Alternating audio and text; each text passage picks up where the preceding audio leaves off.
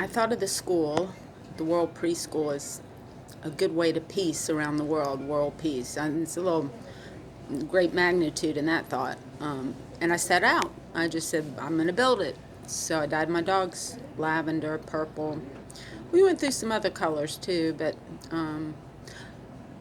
to me it just represented the idea of world peace. And it didn't mean anything other than that. And they were just ready-mades everywhere we went. To me, they were art, like rmut. I've had an interesting, different life, and I've survived it. But I think you have to live Dada to make Dada. And we had a lot of adventures, the dogs and I had a lot of adventures, and people reacted many different ways. Some were very positive, some were very negative. I went into the hood, I went to project housing, and they were lovely. Those people were accepting of the feeling of that lavender puppy that loves them. They're very good. They're not aggressive dogs, so they got it. They're soulful, and not that they don't need help or help themselves and things like that. Everybody does, really. With the bipolar, some days I'm having a bad day, but it doesn't matter. I still get out and walk my dogs. But people would say that I was abusing my dogs, and at times I just, instead of holding it in, I just screamed at them. I said, leave me alone, dude. Bah. Spittle came out. But they really didn't understand that I'd been in the hospital so many times fighting my bipolar disorder. They didn't know. They just, because I dressed nice and my dogs looked pretty well cared for, they had no idea what I was going through. And they weren't generous with their feelings. They were challenging. And that was okay, That was a good thing that I went through, rejection. I think every artist has to go through some rejection. And I kind of steered the course as I did, as best as I could. And my daughter Morgan and I went up to the Museum of Modern Art, and we got a very warm reception there. And I met a lot of nice people in New York City. So I guess it was a tour of the lavender dogs, but I was learning as an artist, continually learning. I took off with them, and the guy I was dating got on heroin, so I left him, and I went out to Virginia Beach and spent the night, and I thought, I think I am going to drive. I was still getting alimony. I'm going to drive to California. And I did. I set out, and the guy called me. He's like, can I take you to dinner? And I said, I'm on my way to California. And I was. I went to Nashville and had a really nice time there. Went to Third Man Records. I admire Jack White and Meg and all the people there very much for their music and inspiration to me. There was a time where all I would listen to was Jack White and Meg, the White Stripes, and the Raconteurs. I took my daughter to see the Raconteurs. Very inspirational to me, their type of music. It's all kinds. They incorporate all different kinds of music. And then I went to New Orleans, and I would say, if you're going to camp in New Orleans, take bug spray. And then I met the bagpipe player, and we hung out, and he took me out to dinner. I stayed 3 or 4 days. It was a nice time. I'd been there before with my family, but not by myself. So then I went to Austin, Texas, drove across Texas. I didn't see much in Austin. And I drove to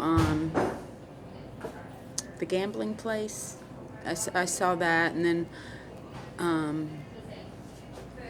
I was on my way to L.A., and I got to L.A., and I was a little frantic. It's a big trip to take by yourself with not a lot of money. And I couldn't find my medicine, and so I was real frustrated, and I did a U-turn. And I knew that, the GPS said do a U-turn. I was like, I'm doing it. And as I did that, there's a car going too fast, hit me, and totaled my car. He was mad. He was in one of those muscle cars, and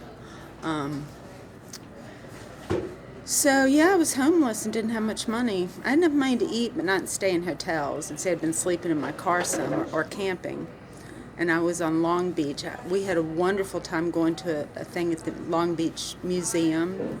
The dogs and I did. It was about community, and I thought, well, that's important. I learned a lot from that. And then it was Hispanic Day, and it was Day of the Dead, so we did all that. And we had a really good time. And then I went down to L.A., the Hollywood Boulevard, and I saw the homeless people, and I slept out there a couple nights, and then I got on a bus and I went to Rodeo Drive, and there was a prostitute that shared her blanket with me. I was on the concrete, and she's alcoholic, and her kids kicked her out. I'm like, oh, that's got to be so heart-wrenching for the families to see their mom homeless and prostitute. She got up early in the morning to start prostituting herself for alcohol, and she was really nice. She gave me a blanket. And a lady there listened to my story, and she gave me $14 to eat. And I didn't really solicit her. She said, "What's with the purple dog?" So I started, and she knew my story was real, and she gave me some money to eat. And then my oldest daughter, Hillary, somehow found out, and she put me up in a hotel. So my sister said, I'll fly you home. Let me fly you home. And I said, no, I went to Disney. I did do that. I went to Disney. Try getting in there with purple dogs. We rode the rides. It was fun. And so I rented a car and got to San Diego and met a retired professor, and he was going to rent me a room because I'd gotten the money from the car insurance from it being wrecked. And I actually checked myself in a homeless shelter for a couple of days just to think about it because I was going to run out of money, and I realized I got to go back to my kids.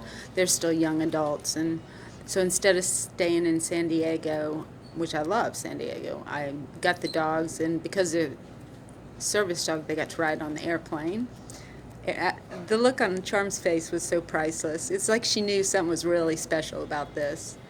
And when I got home, my ex-husband was there at the airport, and I didn't expect anybody to meet me. I was just going to take an Uber, but he was so kind as to meet me and give me a ride home, and then we started working on getting another automobile for me so I'd have an automobile to drive. And he's got some problems with alcohol, but overall he was an okay, good guy, and I'm lucky to have the kids that he and I made. But no, World Preschool is just 156 students set outside the capital cities, interconnected with creative artists thinking and planning and hoping to educate the kids, plus also work on world peace together and find better solutions. I think artists are good at that.